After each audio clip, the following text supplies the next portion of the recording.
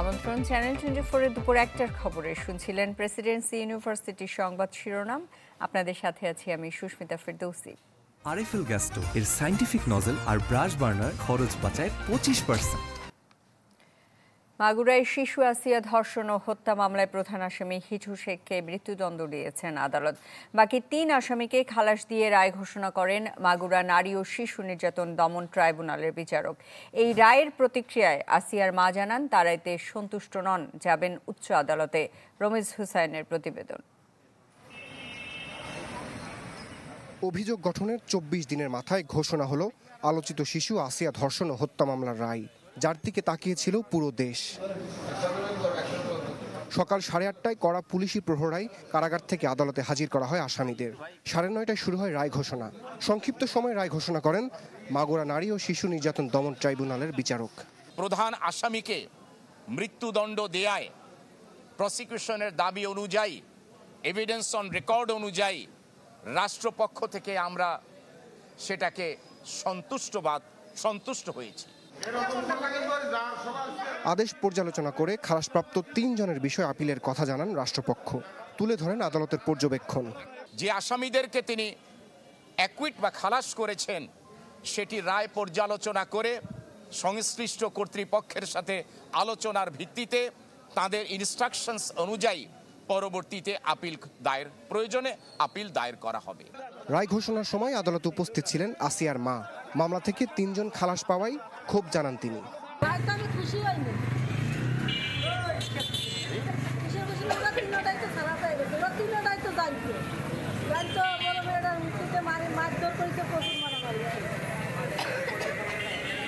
খুশি হবো কি করে? ওরা তো আজকে আমারটা করলে কালকে সারা পারি, কালকে আর একজনের করবে, তাহলে কেমন লাগবে?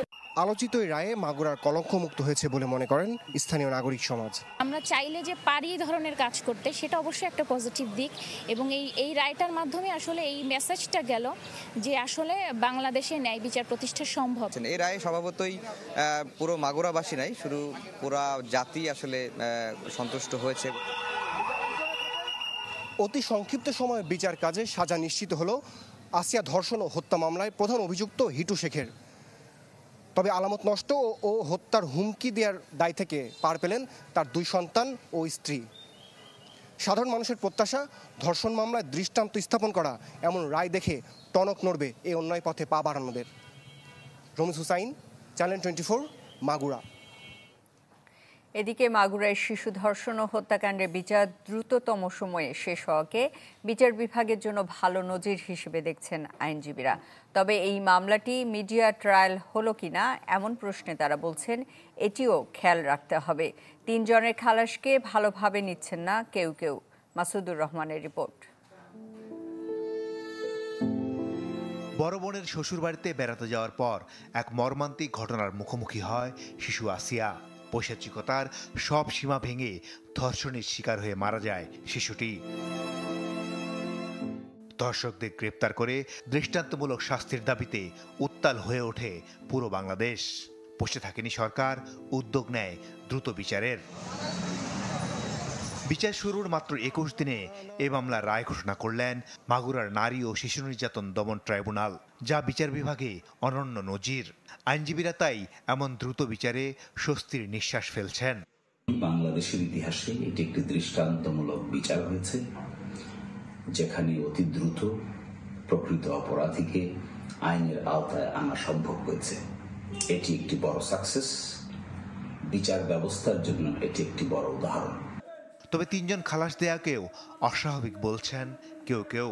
এই ধরনের ঘটনা ডিলে হয়ে হয়ে আলামত নষ্ট হয়ে যায়, কিন্তু এই প্রথম বাংলাদেশে 3 মাসের মধ্যেই এই হত্যাকাণ্ডের বিচার হয়েছে এবং বিচারে প্রধান আসামির ফাঁসি হয়েছে।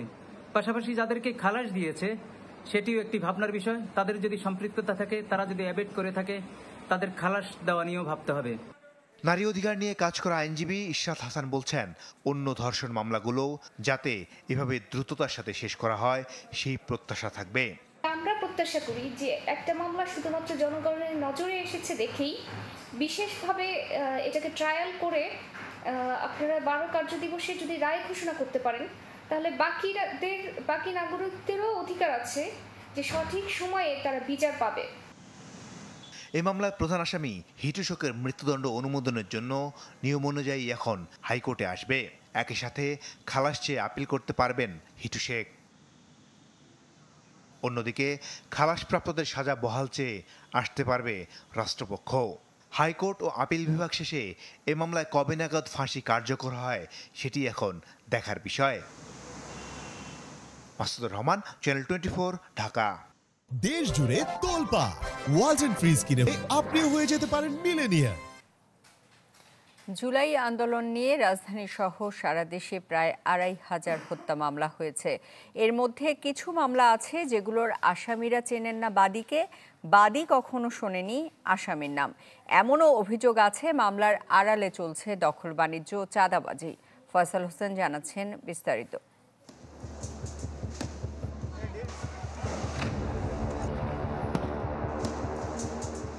রক্তাক্ত জুলাই আগস্টে প্রাণ কেড়ে নেয় হাজারো ছাত্র জনতার। এরপর দেশের বিভিন্ন থানায় দায়ের করা হয় প্রায় ২৫০০ মামলা। আসামির তালিকায় যেমন আছে চিহ্নিত অপরাধী, তেমনি ব্যক্তিগত কিংবা ব্যবসায়িক শত্রুতার কারণে অনেকের নাম যুক্ত করার অভিযোগও কম নয়।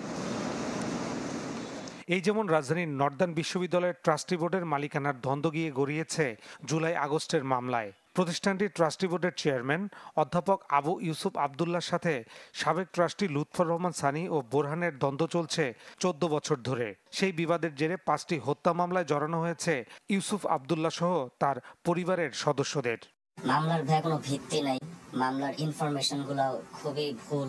আমাকে দেখে ছাত্রলীগের সেন্ট্রাল কমিটির নেতা, অথচ এখন পর্যন্ত আজ পর্যন্ত আমার ছাত্রলীগের কারোর সাথে পরিচয় তো দূরের কথা, আমার কোনো রিলেশনও নাই। ৫ই আগস্টের পরে আমি সহ আমার সন্তানদের, তারা সহ আমার প্রতিষ্ঠানের সহকর্মী হিসাবে নিয়োজিত, তাদেরও বিরুদ্ধে পরিকল্পিতভাবে এই মামলাগুলো দেওয়া হয়েছে।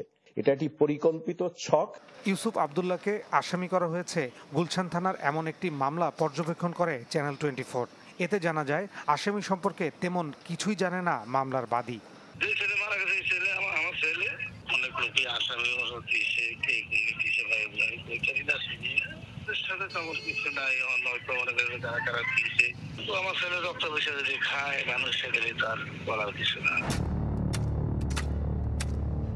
তবে ভুয়া মামলায় ইউসুফ আবদুল্লাহর নাম যুক্ত করার অভিযোগ অস্বীকার করেছেন লুৎফর রহমান সানি।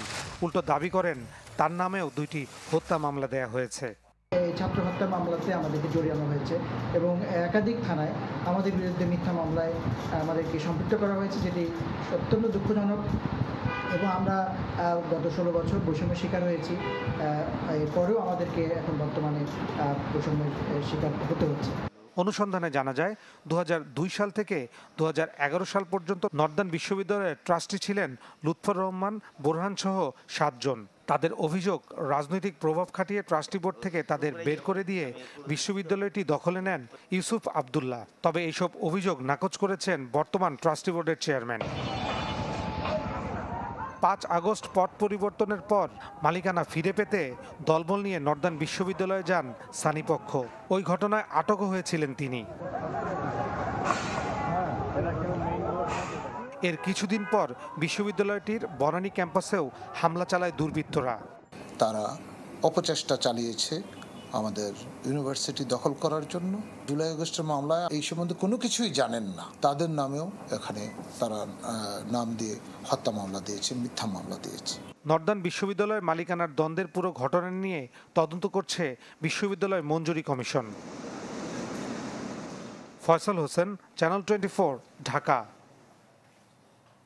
যারা ক্ষুদ্র ঋণকে বিশ্বাস করত না তারাই আজ মূল ব্যাংকের টাকা নিয়ে হাওয়া হয়ে গেছেন বলে মন্তব্য করেছেন প্রধান উপদেষ্টা ডক্টর মোহাম্মদ ইউনূস।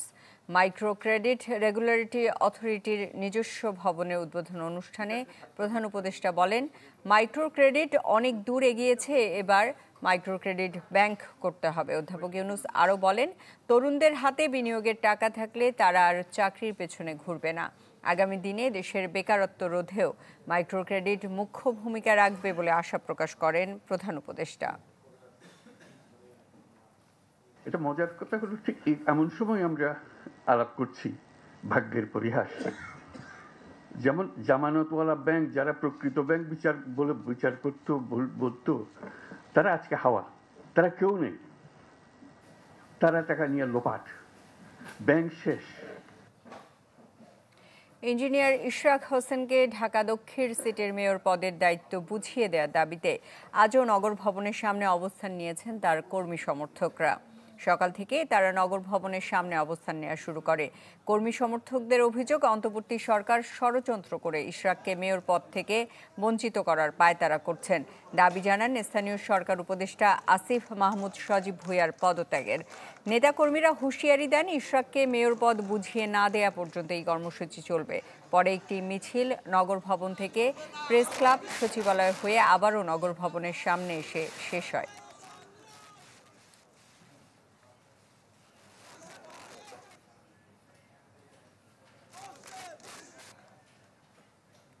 এ বিষয়ে আরো জানাতে নগর ভবন থেকে আমাদের সাথে যুক্ত হচ্ছেন মাহবুবুর রহমান। মাহবুব, সেখানকার এই মুহূর্তের পরিস্থিতি জানাবেন। সুস্মিতা, কিছুক্ষণ আগেও এই নগর ভবনের সামনে ইশরাক হোসেনের সমর্থকদের অবস্থান ছিল, কিন্তু এই মুহূর্তে এই নগর ভবন ছেড়ে তারা চলে গিয়েছে এবং আজকে আমরা দেখিয়েছি সকাল থেকে তার কর্মী সমর্থকরা কিন্তু এই নগর ভবনের সামনে অবস্থান নিয়েছিল এবং নগর ভবন থেকে তারা প্রেস ক্লাব এবং সচিবালয় হয়ে তারা একটি পদযাত্রা করেছে এবং সেই পদযাত্রাটি আবার এই নগর ভবনে এসেই শেষ হয়েছে এবং সেখান থেকে তারা দাবি করেছে যে বিগত সরকারের আমলে যে নির্বাচন হয়েছে সেটি সুষ্ঠু ছিল না, যার জন্য ইশরাক হোসেনকে তারা তাদের আদালতের রায় এবং ইলেকশন কমিশনের যে গেজেট তার উপর ভিত্তি করে ইশরাক হোসেনকে মেয়র পদটি বুঝিয়ে দেওয়ার জন্য তারা দাবি জানান এবং তারা এই অন্তর্বর্তী সরকারের সমালোচনা করেন। বলেন যে এই সরকারের গড়িমসির কারণে ইশরাক হোসেনকে তার মেয়রের পদটি বুঝিয়ে দেওয়া হচ্ছে না। এছাড়া এর আগেও জানিয়েছি যে স্থানীয় সরকার উপদেষ্টা আসিফ মাহমুদ সজীব ভুঁইয়া তারও সমালোচনা করেন এবং তারা তার পদত্যাগ করেন এবং শিগগির দ্রুততম সময়ের মধ্যে ইশরাক হোসেনকে মেয়রের পদ বুঝিয়ে দেওয়ার জন্য তারা দাবি জানান। এবং আজকে এখানে যেভাবে ইশরাক হোসেনের সমর্থকদের অবস্থান ছিল সেই অবস্থানটি কিন্তু কিছুক্ষণ আগে এখান থেকে নেতাকর্মীরা চলে গেছে। বর্তমানে নগর ভবনের সামনে ইশরাক হোসেনের সমর্থকরা নেই, কিন্তু তারা এটি জানিয়েছে যে ইশরাককে মেয়র পদ বুঝিয়ে দেওয়ার দাবিতে তাদের যে কর্মসূচি সেই কর্মসূচি কিন্তু আগামীতেও কিন্তু চলমান থাকবে। সুস্মিতা, এই ছিল নগর ভবনের সামনে থেকে সর্বশেষ। মাহবুব, আপনাকে ধন্যবাদ। নগর ভবন থেকে আমাদের সাথে যুক্ত হয়েছিলেন মাহবুবুর রহমান। খুলনায় সড়ক দুর্ঘটনায় ৩ জন নিহত ও 4 জন আহত হয়েছেন। সকালে খুলনা সাতক্ষীরা মহাসড়কের গোলনা এলাকায় এই দুর্ঘটনা ঘটে। পুলিশ জানায়, গোলনা এলাকায় খুলনাগামী মাহিন্দ্রার সাথে মুখোমুখি সংঘর্ষ হয় সাতক্ষীরাগামী একটি ট্যাঙ্ক লরির। এতে ঘটনাস্থলেই মারা যান 3 জন, আরও আহত হন 4 জন। আহতদের উদ্ধার করে প্রথমে ডুমুরিয়া উপজেলা স্বাস্থ্য কমপ্লেক্স ও পরে খুলনা মেডিকেল কলেজ হাসপাতালে ভর্তি করা হয়েছে।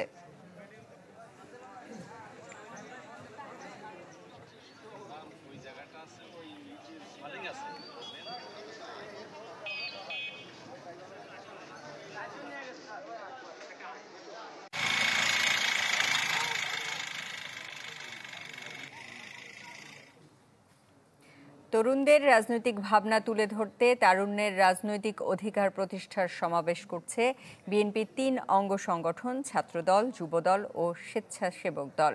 খুলনা সার্কিট হাউস ময়দানে এই সমাবেশ শুরু হবে বিকেল 3টায়। এ বিষয়ে আরও জানাতে সেখান থেকে যুক্ত হচ্ছেন শাহনাজ বাবলু। বাবলু, বিস্তারিত জানাবেন। সুস্মিতা, আজকের যে তারুণ্যের সমাবেশ খুলনা সার্কিট হাউস যেই মাঠ, সেই মাঠে শুরু হবে বেলা 3টার দিকে, কিন্তু এখন ইতিমধ্যেই যে মাঠ, যে মঞ্চ তৈরির যে আনুষ্ঠানিক কার্যক্রম সেটি শেষ হয়েছে। এখানে স্থানীয় নেতা যারা আছেন তারা কিছুক্ষণ আগে এসেছেন। তো এখানে নির্দেশনা দেওয়া হয়েছে, নেতাকর্মী যারা আছেন তাদেরকে বলা হয়েছে যেহেতু প্রচণ্ড রোদের কারণে প্রায় 3টায় যেহেতু সমাবেশ শুরু হবে, প্রায় 2টার পরে এই মাঠে আসার জন্য বলা নির্দেশনা দেওয়া হয়েছে। পাশাপাশি আপনি জানেন যে আজকে যেই ছাত্রদল, যুবদল এবং স্বেচ্ছাসেবক দল যে তাদের উদ্যোগেই মূলত এই কর্মসূচি পালিত হচ্ছে। সেখানে খুলনা এবং বরিশাল বিভাগের যারা তরুণ নেতৃবৃন্দ আছেন তারা অংশ নেবেন। আপনি জানেন গতকালকে একটি সেমিনার হয়েছিল এই খুলনায় প্রেস ক্লাবের ব্যাংকোয়েট হলে, সেখানেও তারুণ্যের সেমিনার ছিল। তরুণ বিশেষ করে এই রাজনৈতিক দলের নেতাকর্মীর বাইরেও এখানে অংশ নিয়েছিলেন বিগত সময়ে, অর্থাৎ বিগত সময় এবং সমসাময়িক সময়ে যারা তরুণদের, যারা বিভিন্ন প্ল্যাটফর্মে গুরুত্বপূর্ণ ভূমিকা রেখেছেন, তারা অংশ নিয়েছেন, তারা তাদের ভাবনাগুলো প্রকাশ করেছেন, তারা জানিয়েছেন, তারা পরামর্শ দিয়েছেন। আসলে একটা যেই 5 আগস্টের বিপ্লবের পর যেই বৈষম্যহীন বাংলাদেশ বিনির্মাণের জন্য যে ছাত্র জনতা জীবন দিয়েছিল, সেই বৈষম্যহীন বাংলাদেশ বিনির্মাণে যে তরুণদের যে এগিয়ে নিতে হবে, সেই এগিয়ে নেওয়ার জন্য যে পরামর্শগুলো দিয়েছেন তারা কাজ করেছেন। বলা যায় যে এই তরুণ সমাবেশ থেকে আজকের যে তরুণ সমাবেশ চট্টগ্রামের পরে যে খুলনায় যে তরুণ সমাবেশ, সেই সমাবেশ থেকে বিএনপি একটা বার্তা দিতে চাচ্ছে যে তারা যে 2017 সালে বেগম খালেদা জিয়া যে ভিশন 2030 এবং হালের যে 31 দফা, সব জায়গায় যে তরুণদের প্রায়োরিটি দিয়েছেন, তারা বলছেন যে আগামীর যে বাংলাদেশ তারা নির্মাণ করতে চান, সেই নির্মাণের স্বপ্ন সারথি হবে এই তরুণরাই। সুস্মিতা। বাবলু, আপনাকে ধন্যবাদ। খুলনা থেকে আমাদের সাথে যুক্ত হয়েছিলেন শাহনাজ বাবলু। সেলফি আপু, এখন কিছু খাওয়াও। এখন ইভিনিং এর চরম ক্রেভিং, চাই কিছু এক্সাইটিং। মিস্টার নুডলস হয় কুকিং, টেস্টটা হয় amazing. Mister noodles, amazing test. Mister noodles, enjoy the best. Mister noodles, amazing test. Mister noodles, mister noodles, mister noodles. ভারতে যদি অবৈধভাবে কোনো বাংলাদেশি থাকে তাহলে তাদের যথাযথ নিয়মে ফেরত পাঠাতে চিঠি দেওয়া হয়েছে। স্বরাষ্ট্র উপদেষ্টা জাহাঙ্গীর আলম চৌধুরী একথা জানিয়েছেন। আজ সুন্দরবনে বাংলাদেশের ৩য় ভাসমান বিওপি উদ্বোধন শেষে স্বরাষ্ট্র উপদেষ্টা বলেন, দেশে অবৈধভাবে থাকা ভারতীয়দের নিয়ম মেনে হস্তান্তর করা হবে, পুশ ইন করে নয়। আর বিজিবি মহাপরিচালক পুশ ইন ঠেকাতে সহযোগিতা চান সীমান্তবাসীদের। কৃষ্ণ সরকারের ক্যামেরায় হিরণ খানের রিপোর্ট। বাংলাদেশ ও ভারতের অভিন্ন বন হিসেবে দীর্ঘ সীমান্ত জুড়ে সুন্দরবনের অবস্থান। পৃথিবীর সর্ববৃহৎ এই প্রাকৃতিক ম্যানগ্রোভ বনের গহীনে জল সীমান্তের সার্বিক সুরক্ষা বরাবরই চ্যালেঞ্জিং। সীমান্ত সুরক্ষা, চোরাচালান দমন, মাদক পাচার রোধ, অবৈধ অনুপ্রবেশ, নারী ও শিশু পাচার প্রতিরোধ সহ যে কোনো আন্তঃসীমান্ত অপরাধ দমনে কার্যকর ভূমিকা রাখতে বয়সিং খালে নির্মাণ করা হলো ভাসমান বিওপির। উদ্বোধন করেন স্বরাষ্ট্র উপদেষ্টা। এ সময় সীমান্তে পুশ ইন প্রচেষ্টা নিয়ে সাংবাদিকদের প্রশ্নে তিনি বলেন, বাংলাদেশে থাকা অবৈধ ভারতীয়দের চিহ্নিত করে নিয়ম মেনেই ভারতে পাঠানো হবে। অবৈধভাবে ইন্ডিয়ান যারা আছে তাদের আমরা এইভাবে পুষবো কেন, আমরা যে প্রপার চ্যানেল আছে ওইভাবে পাঠাবো। যেহেতু এইভাবে অবৈধভাবে পাঠানোটা কিন্তু আইনত সিদ্ধ নয়। আমাদের বাংলাদেশি যদি কেউ ইন্ডিয়া থেকে থাকে, আপনারা প্রপার চ্যানেলে পাঠান। পুশ ইন ঠেকাতে স্থানীয়দের সহযোগিতা চান বিজিবি প্রধান। প্রতিরোধ করার আমরা চেষ্টা করছি, দেখছেন প্রতিনিয়তই। সত্যি কথা বলতে আজকে সকালেও কিছু পুশিন হয়েছে, আমরা তথ্য পেয়েছি। আমাদের বর্ডারটা এত বিস্তৃত, আসলে প্রতিটি জায়গা তো গার্ড করা সম্ভব না, এজন্যই আমরা জনগণের সাহায্য চেয়েছি। এরই মধ্যে বিএসএফ এর পুশিন চেষ্টা রোধে সীমান্তবর্তী এলাকায় কঠোর নজরদারি করা হচ্ছে। সম্প্রতি বাংলাদেশে বিভিন্ন সীমান্ত দিয়ে প্রায় 4 শতাধিক পুশিন করা হয়েছে। বাংলাদেশ ভারত সুন্দরবনের ৭৯ কিলোমিটার পানিপথের এই সীমানায় ভারতের রয়েছে উল্লেখ সংখ্যক ভাসমান বিওপি। তার বিপরীতে বাংলাদেশে মাত্র 3টি ভাসমান বিওপি। এখন প্রশ্ন হচ্ছে, এই 3টি ভাসমান বিওপি দিয়ে কতটুকু নিরাপত্তা নিশ্চিত করা সম্ভব এই এলাকার, নাকি দরকার আরও এমন ভাসমান বিওপির? হিরণ খান, চ্যানেল 24, সাতক্ষীরা, বয়সিং সীমান্ত।